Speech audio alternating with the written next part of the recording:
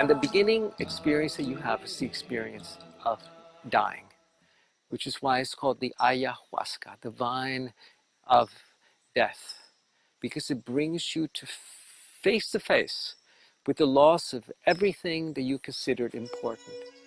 Your identity, your name, your body, your health, your children, your loved ones, all of it has to be stripped from you. Not that you lose your children or your husband or your wife, but you lose the old belief systems about who they were supposed to be, how they were supposed to live, how they were supposed to love you, how they were supposed to forgive you. You practice deep forgiveness. And as you do so, you go through the process of growing a new body.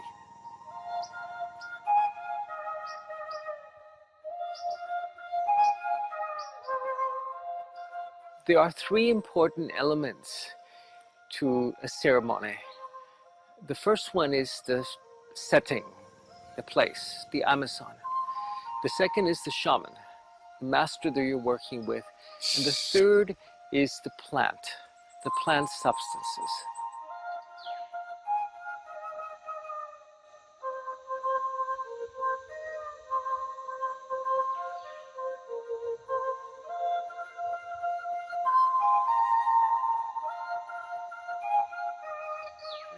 Ayahuasca, a master plant that penetrates our ego.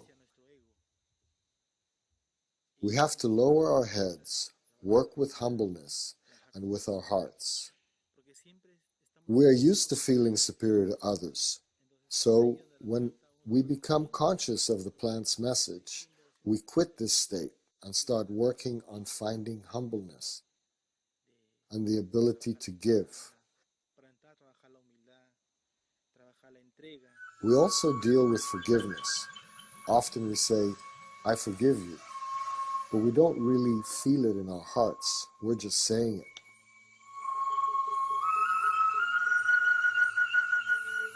But when we are inside the plant or in a different state of consciousness, the plant touches our depths, our heart, our emotion, and it connects us with forgiveness.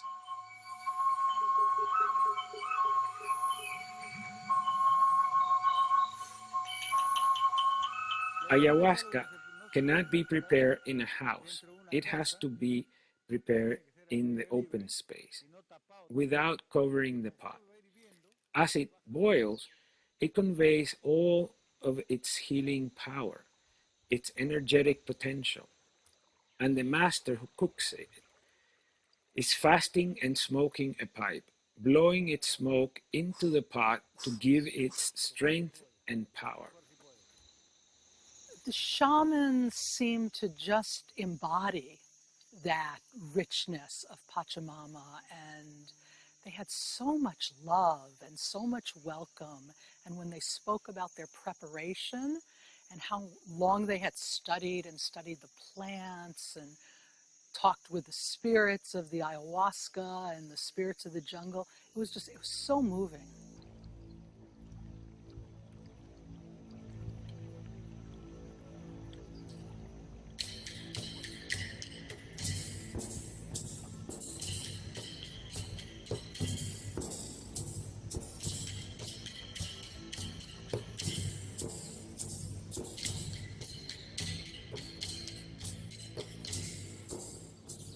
The ayahuasca really has shown me that you can do the talk, you can read all the books, but in spirituality it's about experience, and it's about personal experience. You can listen to someone else's experience and you can relate to it, you can identify with it, but the experience has to be yours.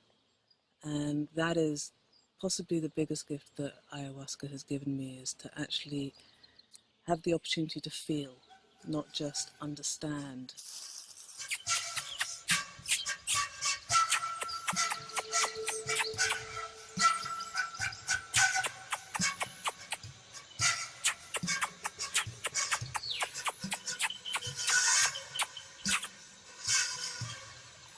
No, ya van a venir. Si lo huelen también.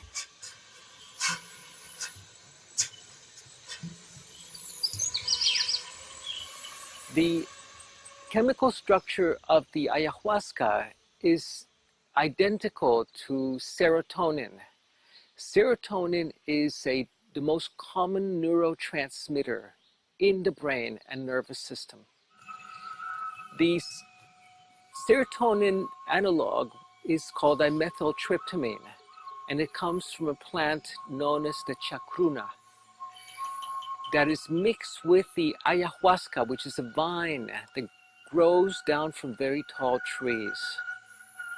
The combination of these two plants creates a synergistic substance, because if you take the DMT by itself, it is destroyed in the gut, in the stomach. But the ayahuasca is an MAO inhibitor. It inhibits the production of monoamine oxidase, which allows for the DMT to go through the intestinal wall into the bloodstream, through the blood-brain barrier, and wash the entire brain in neurotransmitters.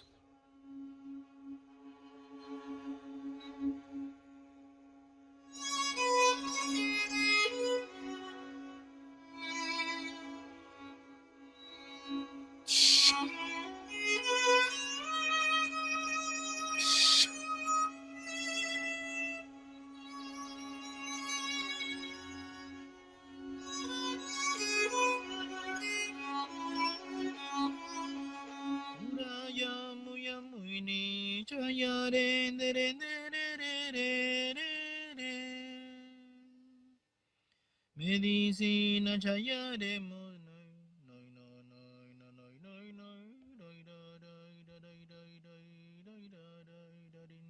So what happens chemically is that you have your entire brain being turned on at the same time.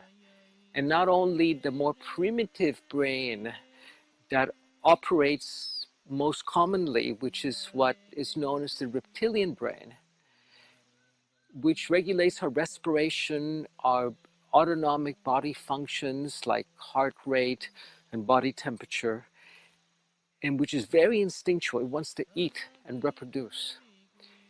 It not only activates the brain on top of that, which is the limbic brain, the brain of the emotions, which is the brain that is ordinarily operating in most humans.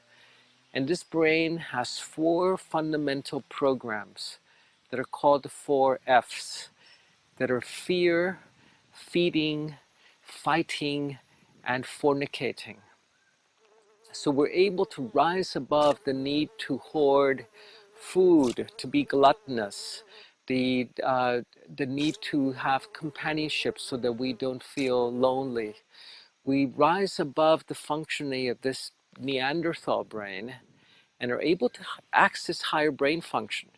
In this case, the neocortex, the new brain. The shaman experiences the voice and the gifts of the medicine plants by going through 4 steps of their initiation. And this is an initiation that all of us must go through in order to tap into the fullness of our human potential. The first step has to do with the Great Awakening.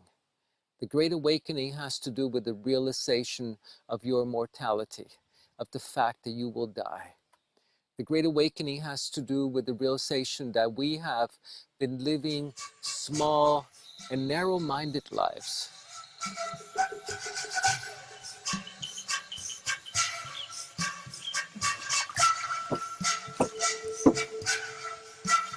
Ya van a venir. Ahora yo con este haciendo. The plant is a beautiful path, but also delicate. Often people think that the plant or anything that takes us out of habitual consciousness is a drug. And drugs have a negative connotation as something from the outside that is making you feel things that don't belong to you. This is not the case. Ayahuasca is a medicine, and the way to use it is by consuming it and having the experience, not through the intellect. When we act with mental knowledge, it includes fear, and fears don't let us grow. When you experience the plant, your fears dissolve, and you have a clear vision of what's going on and what life is about.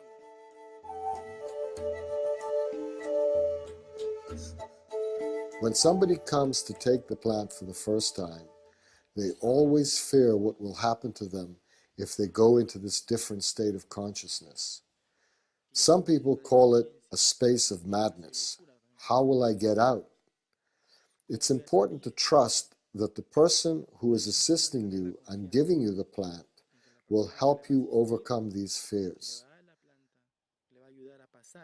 As I already have had this experience, I called my masters and allies to overcome these fears and then to help others get out of their fear and anxiety. Ayahuasca médico, ayahuasca médico, médico, médico.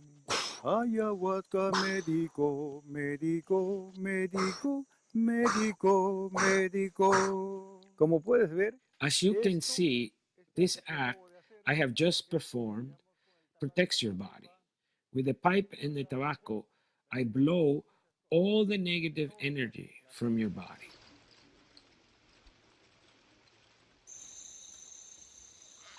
I have been preparing in a way for the last 2 years to come to the jungle, and I really didn't know what to expect, but I knew that I was going to come here for some really personal transformation and step into a higher place for myself once I got here.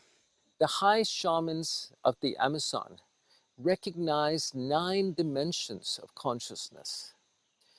The first 3 are the dimensions of space that we're familiar with.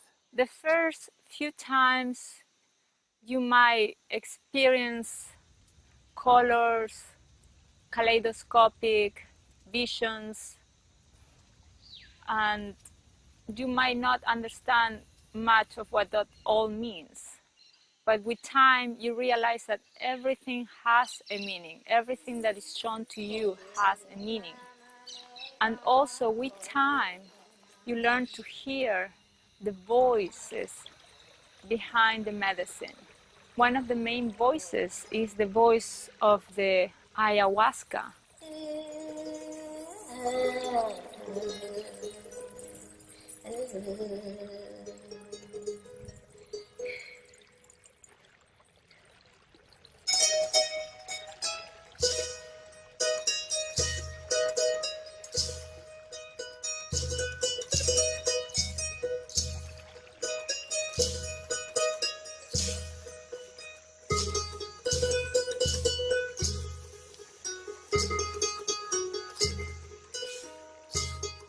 I'm standing here and embraced in the energy of the Chihuahuaco tree, the tallest tree in the jungle. It's a magnetic tree. It actually has iron in the wood.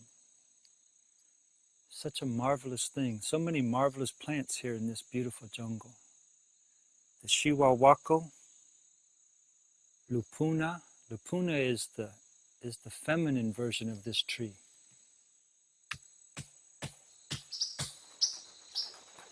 Such a beautiful, magical place, full of life. All the plants here have a way of nourishing some part of us. It's full of medicine. I've learned that there's medicine to regrow your skin. I've learned that there's medicine to cure various things. Just so much beautiful knowledge here that the indigenous people have, and they're so willing to share it with us.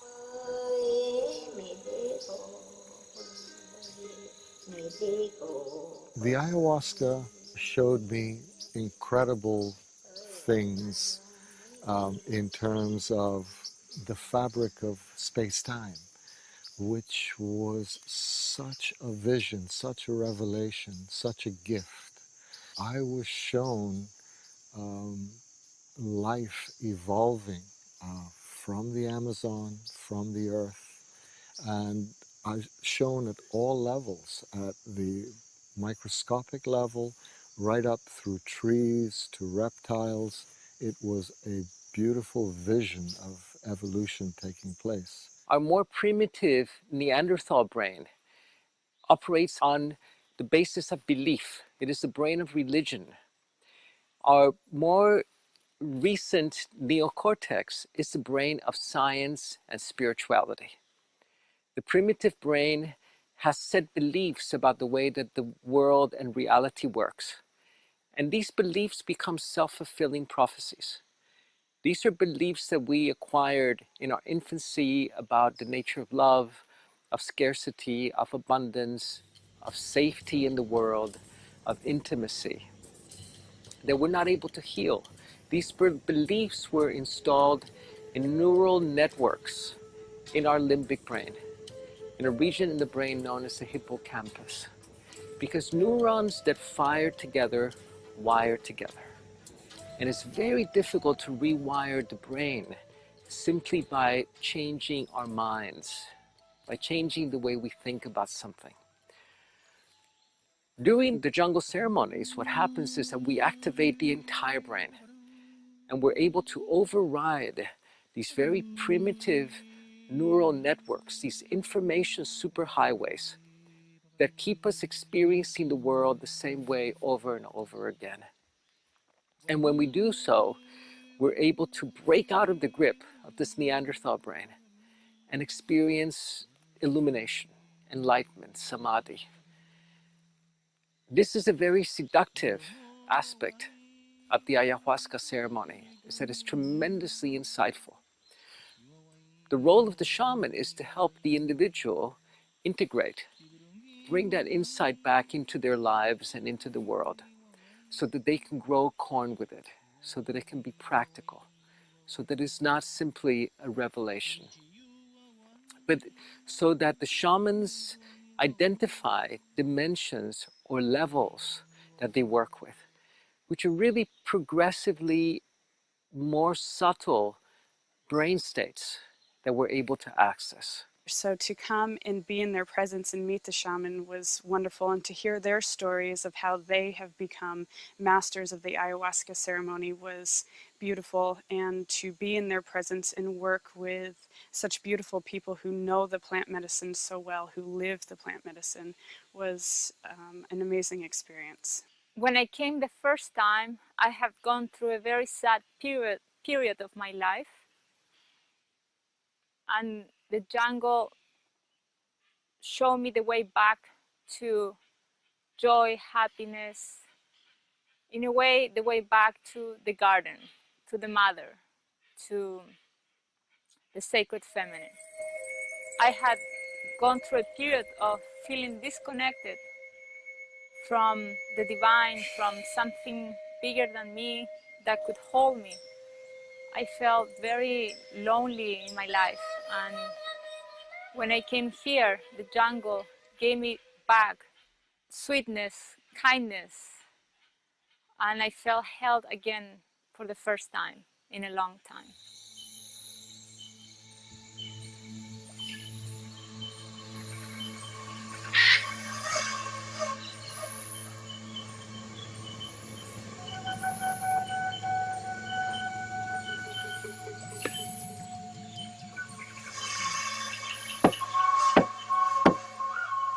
Ya están avisadísimos. The tobacco and the pipe defend you, or they can be your source of investigation. When there is a negative energy, you inhale the smoke and then exhale,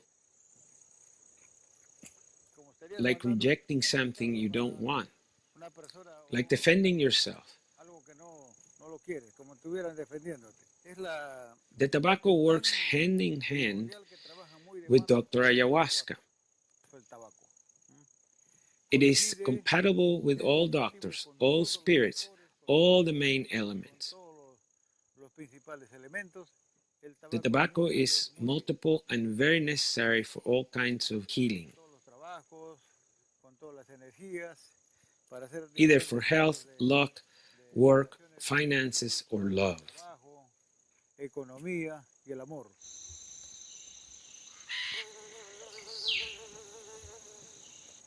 The fourth is the dimension of time. When the shaman discovers sacred time, he or she is able to journey to the past to heal events that may have occurred 2,000 years ago in your life. She is able to journey into the future to help you select a more desirable destiny. I have lost already my sense of time, my normal sense of time. It's like diving into this world and feeling connected with all of this.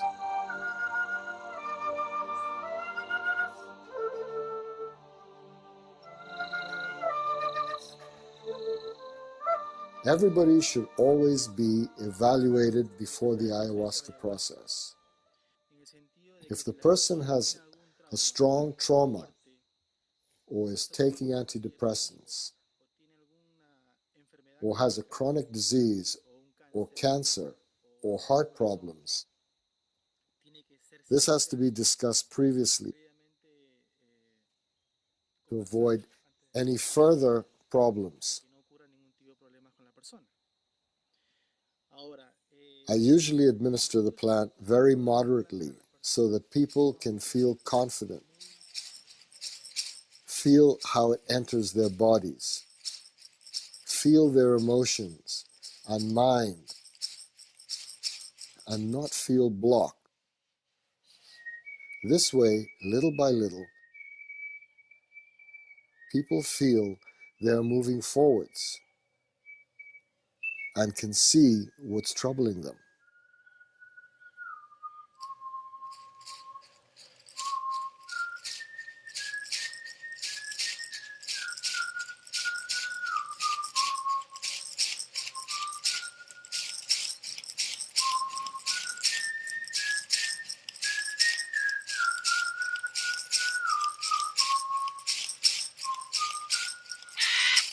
One of the early steps is the awakening of the right hemisphere of the brain.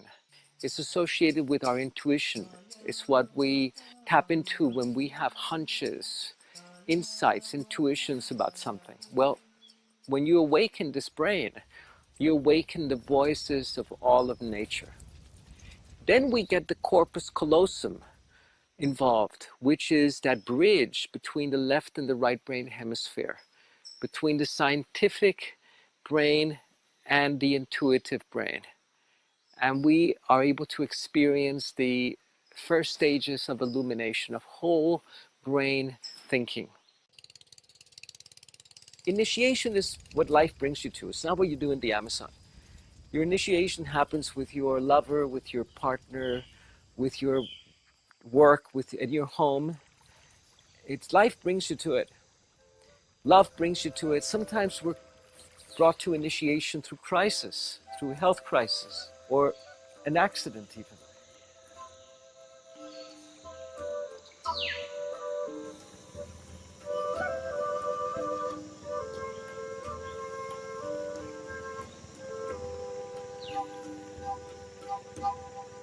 Everything here, in a way, co-create how the jungle grow. It's so full of life force. Just to be in the jungle breathing, it fills me with light and with healing. And part of my journey here this time is to work with the medicine plant of ayahuasca. And last time I had a really great healing experience in the physical of an injury that I have had. So I went back this time not really knowing what the plant will bring me. The tobacco is an important element of protection. If the person is going through a difficult moment, tobacco can help him or her step out of this negative space. Blowing it on the crown, the back, the body, it's a ceremony that we use as protection. The tobacco is a master plant that can teach us a lot.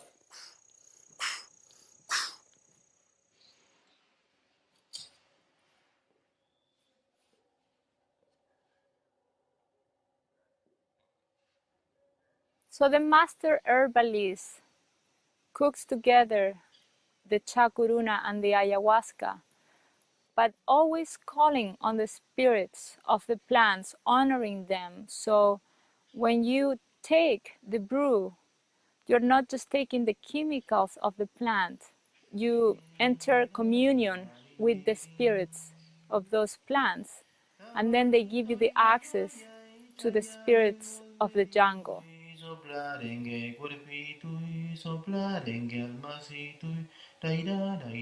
At one point, ayahuasca spoke to me and said, because I said, do I really have to like see all this terrible suffering? And she said, well, this is what you asked for. All of this has to be honored, to honor the sacred feminine. I was like, okay, I understand. Just keep telling me what to do. Show me how to do it.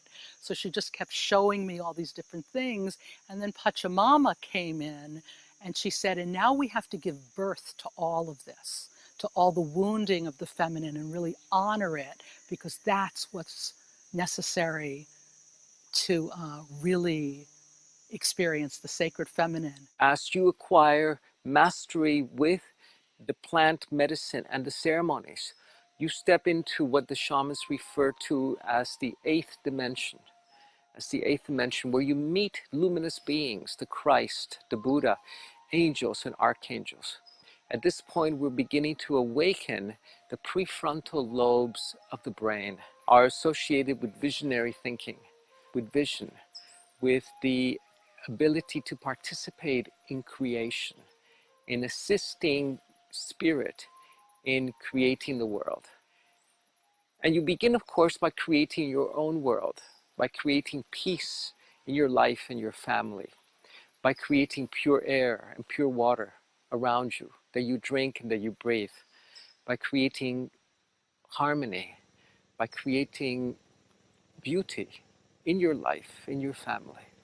And then if enough of us are able to embody these states, we were able to create peace and beauty and clean air and clean water for the entire planet. But the manifestation is immediate in your life.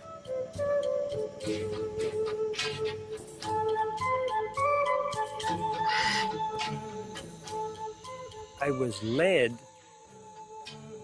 to the place that I need to be in order for me to start developing that relationship.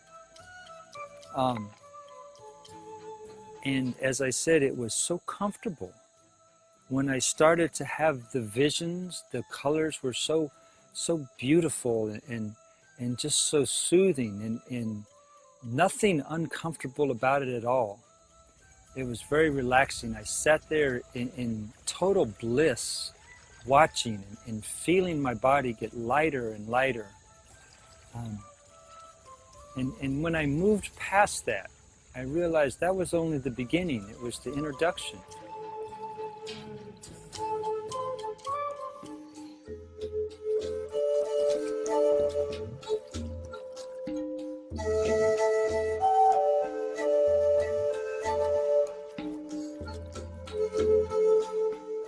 The plant in excessive doses can lead a person to trauma, blockage, or shock, so he or she can't move forward.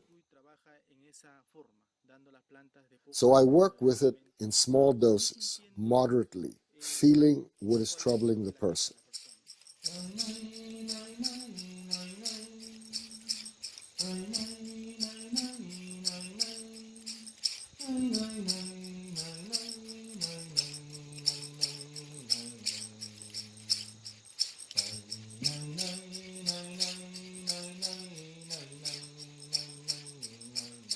The second step is the great departure, where we leave everything that is familiar to us.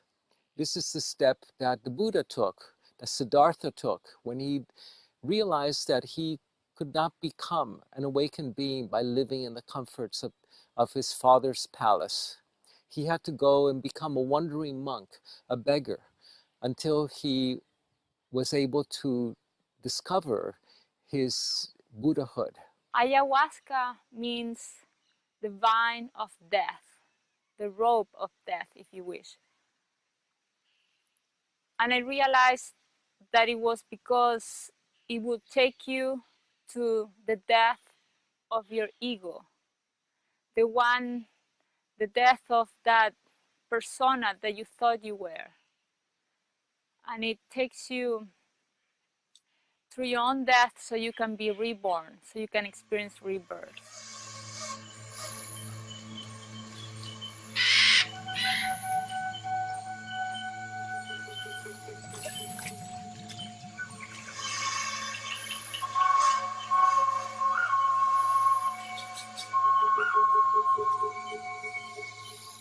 The great departure for the shamans has to do with entering the jungle here, or going on your vision quest, or going in your training, your apprenticeship. When we learn to say, "Forgive me for what we've done," to the people we've hurt, parents, siblings, friends, people around us, then the weight lifts and you can feel it, because all of these things, emotions, psychological problems, materialize and then you vomit. Vomiting is like letting go of everything: guilt, envy, hatred, our ego. All of that goes out and we become freer and can work with forgiveness.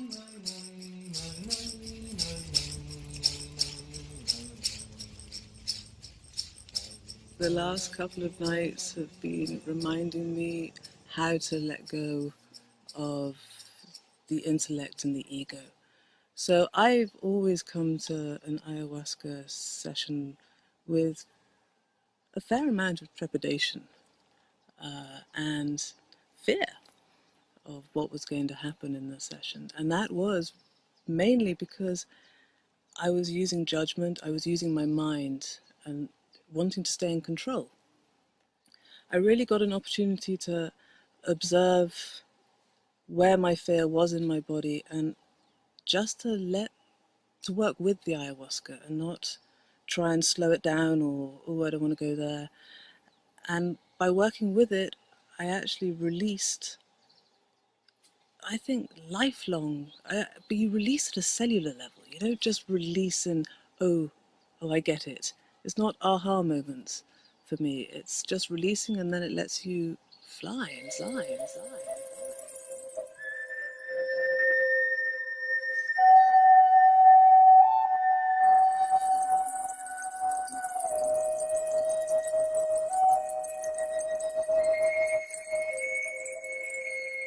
You grow a new body, a new luminous body.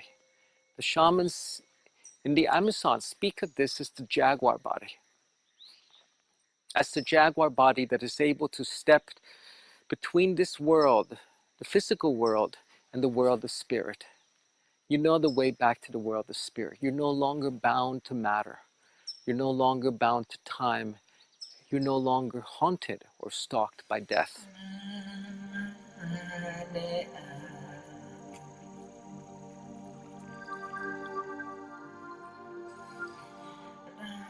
And then we want to go back into the palace to have everything be okay again. But we know it isn't. And we have to go through the great departure. When we hear the call from spirit, we're generally too busy. We don't have enough time or enough money or enough sleep, or the children are not grown up yet. So when we hear the calling, we go, almost. Give me another year. And then the calling gets louder until that life is going to take you there anyway.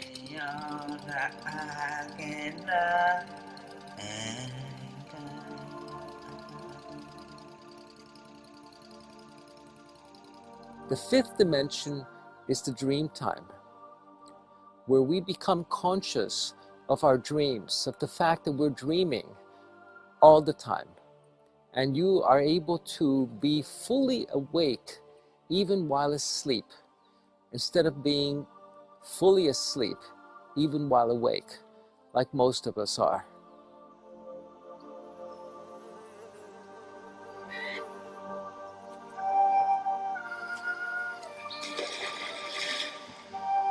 One time I was taken throughout my teenage years, all of those years when maybe I drank a little too much, maybe I didn't respect myself because I didn't have a role model that taught me how to be a woman, a graceful woman of elegance.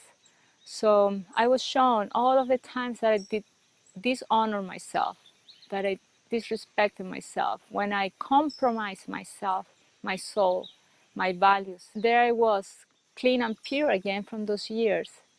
But still, the girl that I had compromised had left. So after the cleanse, she came.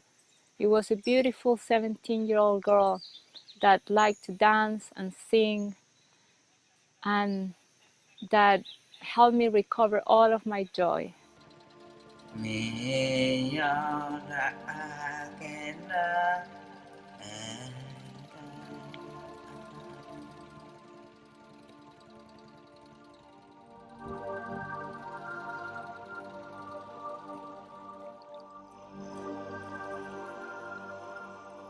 During ayahuasca, we flood the brain with neurotransmitters and awaken higher brain capabilities.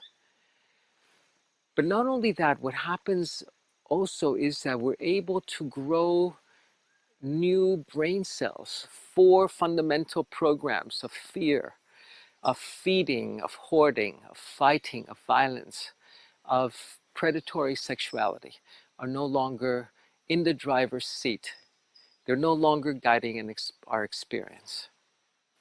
Instead, we're able to understand that everything that we conceived of before as a problem holds within it tremendous possibility for wisdom and learning, tremendous opportunity. You look at the same things everybody else looks at and you see something different.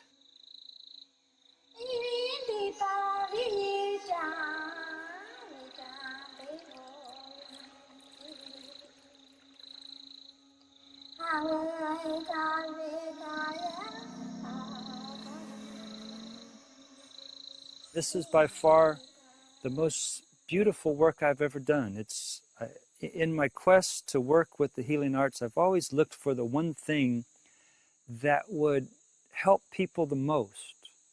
When somebody comes to me and they have a bad back, or whatever the situation is, I've always looked for the thing that would send them home feeling better.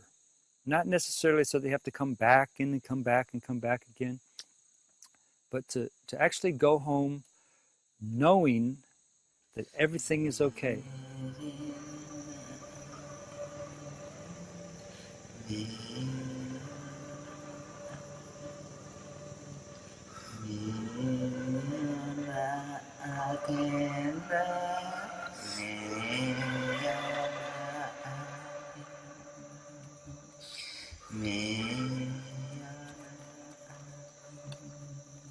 The third step are the challenges, the tests.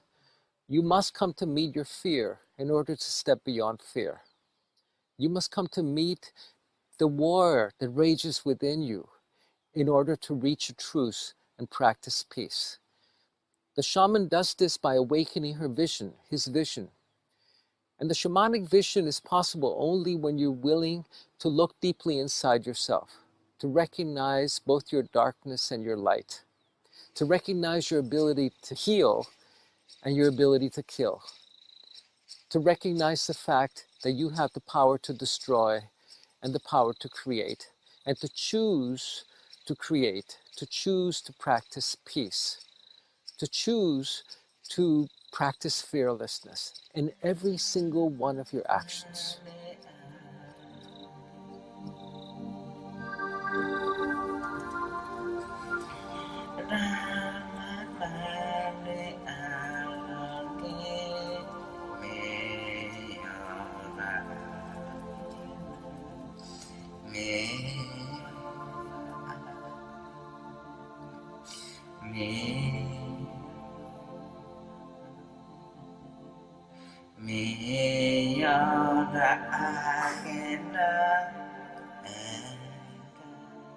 It has to do with being here in the jungle and not just have an experience that you can have elsewhere. It's very much a package that brings together various elements that help deepen the experience and the understanding of what's really important and essential for, not just for myself, but for our work that we're doing in Germany. I had a very good and intense experience. I realized that I have some energetic holes and also inflict them on others. I'm very thankful for being able to realize that. When I saw it, I felt nausea and vomited it.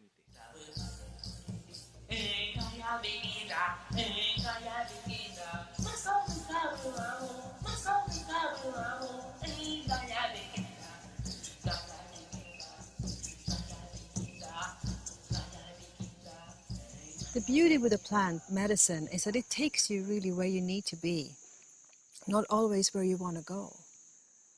And we create such a sacred circle of work, and the plant is opening up our feelings and our visions for healing, for places that we need to revisit or places that we can't step into. So it opens us up and cleanses us for all this heaviness that no longer serves us, really. So it's deep healing, very deep work here in the Amazon.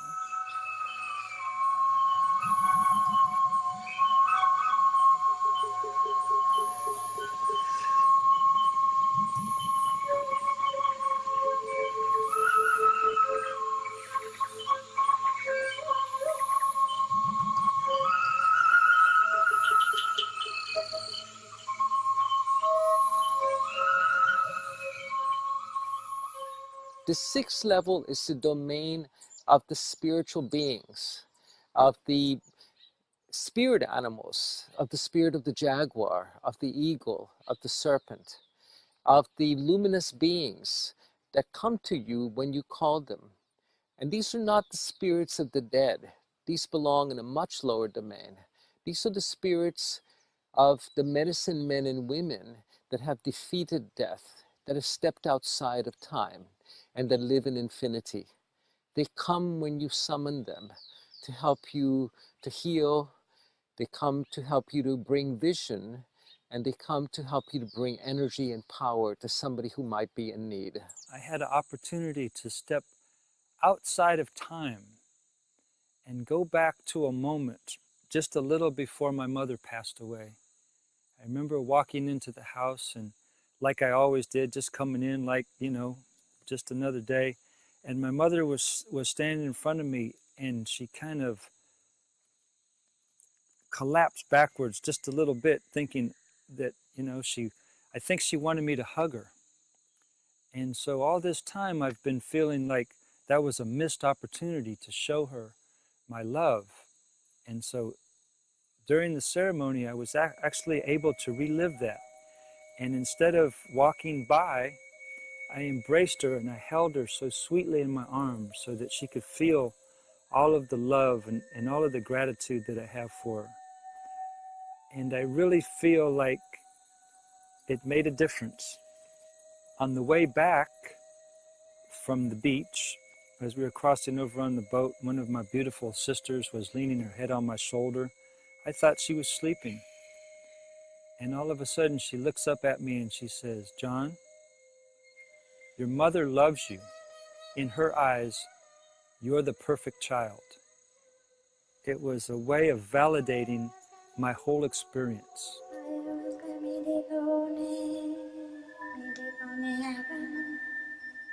We are a bridge. We don't cure. We are the bridge of energy that the ayahuasca crosses.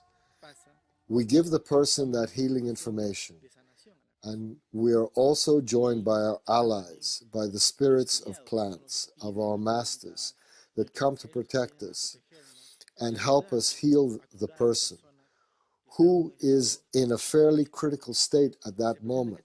These allies appear and can be perceived sometimes. They are there to help us with the people's surgery, to help us heal them and extract what is bad in them. So with the allies and with our energy, we call upon the plants and spiritual entities of animals to help us gain strength and assist the person to overcome that state.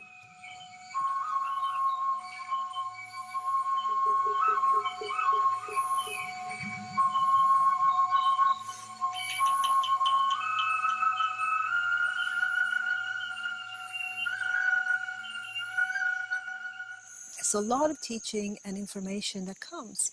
It's not just to go to the beach and have that ride. It's really about working our medicine. And as we come to the beach at night, we sit in this sacred circle, we open sacred space. And Panduro, the maestro, he's calling in all his spirits and protectors. So it's really, really a safe place to work within.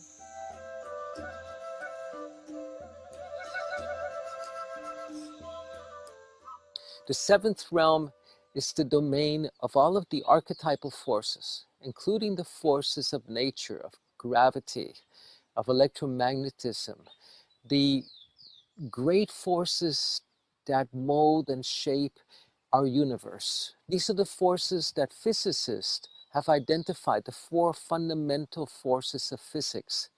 This is a four-letter code of DNA. These are the archetypal, the angels, the archangels that we've referred to throughout history. Everything that exists is God's creation, and my work is based on God. And I think that everything we find in plants was a gift from God, but we have to know how to use it, about what has to be done in dieting and fasting. Dieting has to do with not eating certain things, and fasting has to do with not eating anything. And this is not for a couple of days or months, but for 2 or more years in order to become a great master. The voice of the earth, Mother Earth, Pachamama. She's the one that can hold you so you can go deep into her belly and heal those very old wounds. She's the one that can also give you much vitality, energy, fuel to access the upper realms, the realms of the heavens. And of course, once you go there, you can meet the voices of the luminous ones.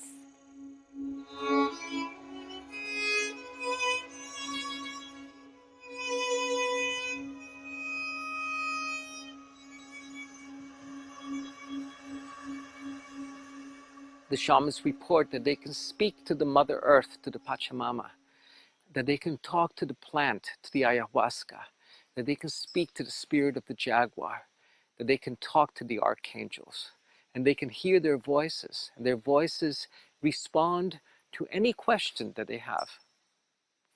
If we look at it from the perspective of brain science, in effect, we're activating and awakening the right hemisphere of our new brain, of the neocortex.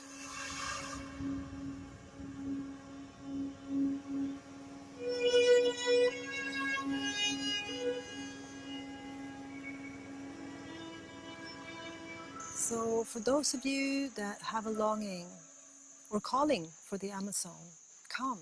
It's such a beautiful experience of Pachamama, of the feminine, of the earth.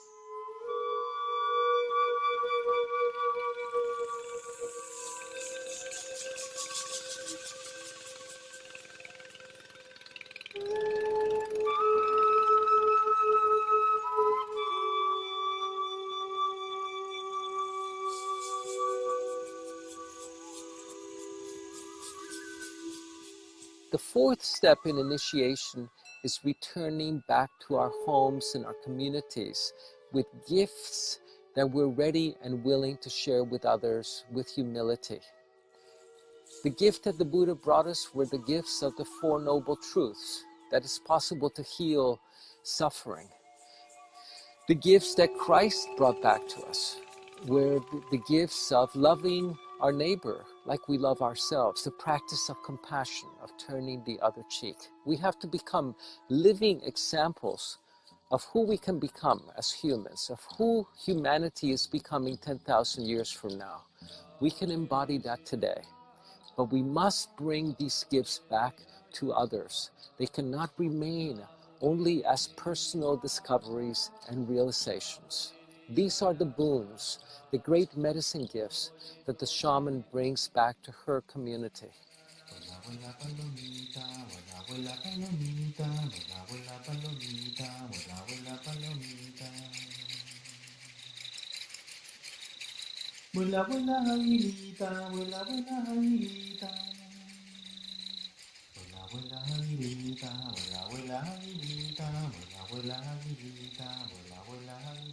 One of the most important voices that you recognize by participating in ceremony will be the voice of Dr. Ayahuasca, to whom you can ask to help you heal anything that you need to heal in your life.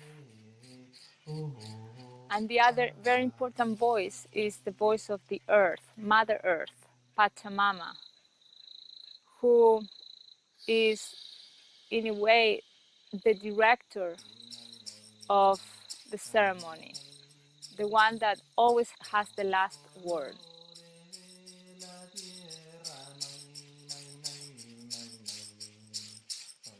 When I was in my initiation with a master, dieting in the jungle, alone in a cabin, on the 9th day, an entity appeared in a dream in the middle of the night.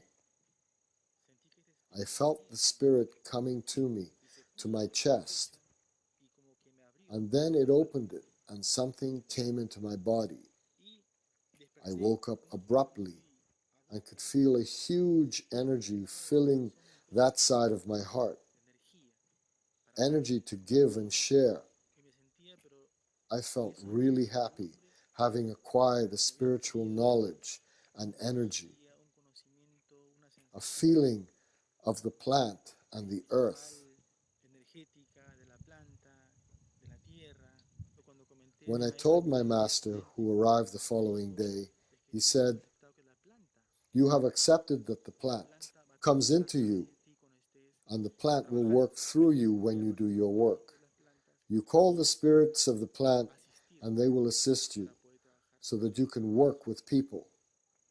The work has become more mature from my perspective, more related not only to your personal adventure, but more to what could we take to the world, back to the world in this time, in this particular time. And I feel very inspired and encouraged to go for what my dreams are and be part of the dreaming the future. It's not only a burden, it's a gift and it's a blessing. The eighth dimension is the domain where we perceive the matrix of creation, the luminous threads and fibers that make up all of creation. We no longer see objects as solid objects. We perceive them as pure energy. We perceive the essence of water, the essence of earth, of fire, of wind, all as a luminous web that informs the many universes that we live in. We realize that we can interact directly with the matrix of creation, with what physicists refer to as the zero-sum field.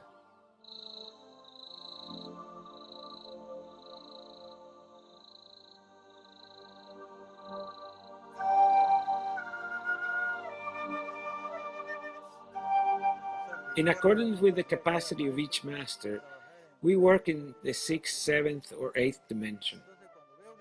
When I consider it necessary, I will take more ayahuasca than normal, and I will have access to them.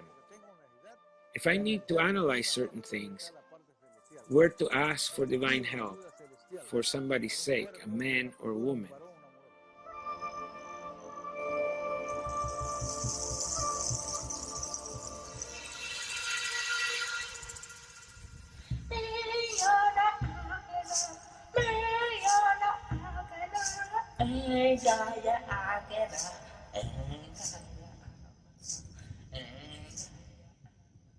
The biggest gift that we can receive from the plant is to be allowed to witness ourselves, to see our inner self, our higher self.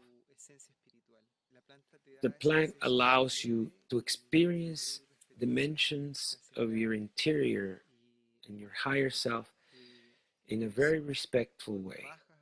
Once we find ourselves, when we come back to our common day reality that is not less important, it reminds us of who we really are. Here's the gift that I have received, and in talking about it, I shared with you. I bring it back for you too, which is the east direction in the medicine wheel, which is the way of the eagle, the way of bringing back gifts to the world, to humanity, because our healing is not complete until we ourselves become healers.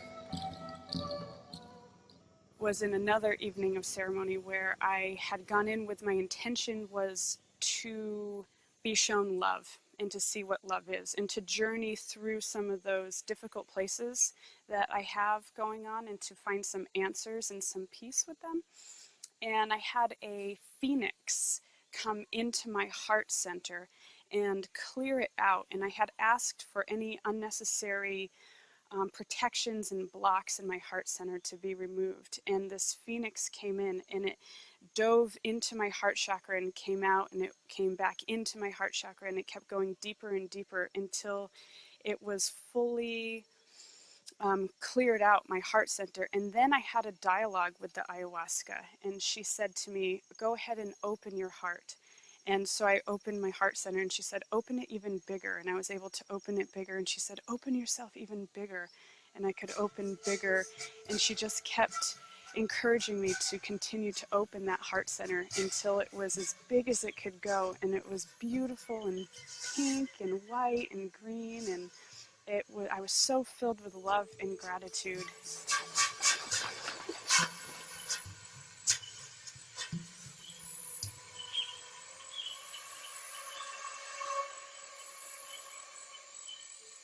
You have to work with a very pure plant substance, which is very difficult to find these days. there's less and less ayahuasca available in the Amazon. So today in South America, everybody is a shaman, and you can buy ayahuasca in the marketplace. But the quality of plant that's available in the marketplace is terrible.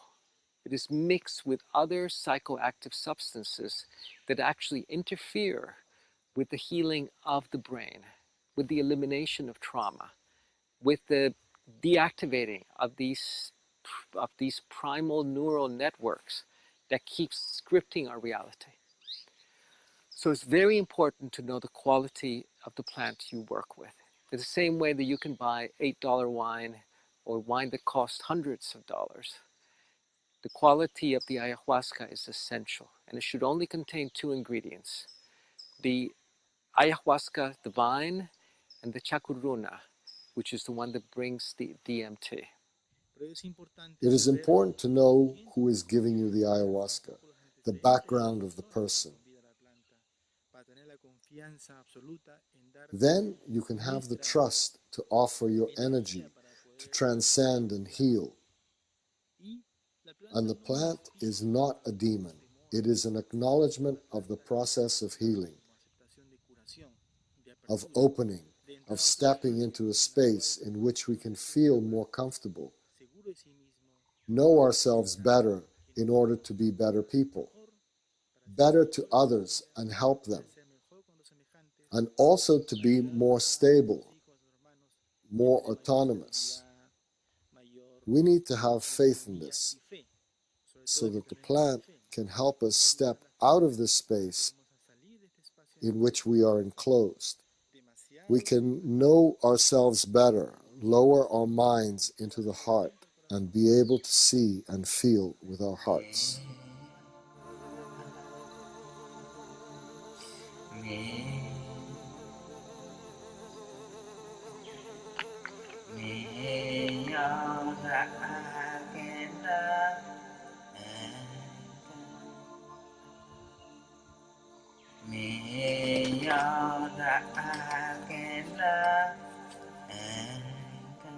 In the 9th dimension, we recognize that we are the matrix of creation, inseparable from it, that we are every one of its filaments, every one of its threads, that every molecule of creation is also us.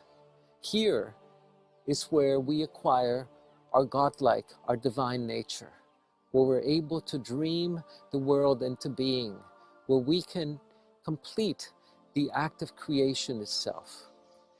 This is the dimension that the master medicine men and women operate from when they gather to envision the kind of world that our children's children might inherit. The possible world, not the probable world, but the possible world where the rivers are clean, where humanity lives in peace, where we are stewards of this beautiful blue-green planet Earth that we live in.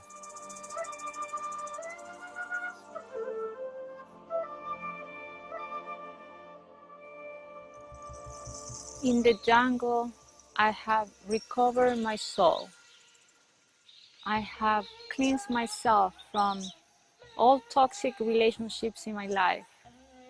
I have cleansed myself of all heavy energies like fear, especially fear. I have entered realms of magic. I have even met God. For the shaman, we are a drop of infinite possibility that is coalesced into a body. And they believe that we have 9 lifetimes, like the cats do. Not 9 different reincarnations. We could have 100 or 1,000 of those. But we have a singular opportunity in this lifetime to attain infinity. This is how it works. When we die, we're like a drop of consciousness that returns back to the great pool of consciousness. When it does so, it can lose its identity as a drop. It's impossible to find that drop in this glass. The task of the shaman is to learn how to get out of this life alive, so that when we return back to this great pool of consciousness, there's someone there to experience it. We never lose our individuality. Our consciousness is unshakable. It cannot even be disturbed by death. The Buddha was not the Buddha until he brought back his gifts. Christ was not the Christ until he brought back his teaching. The shaman is not a shaman until she brings back her discipline, her practice. And that becomes her gifts. The gift of having seen through the eyes of God is a beautiful one, but it's not difficult enough. So bring back a gift that's for you and that'll be a gift for others. One of the greatest things that we can give is ourselves, to others, of ourselves. A little bit of time, a little bit of love, a little bit of attention, of caring, of kindness. And whatever gift you choose to bring back for yourself tonight, be ready to turn it into your yoga.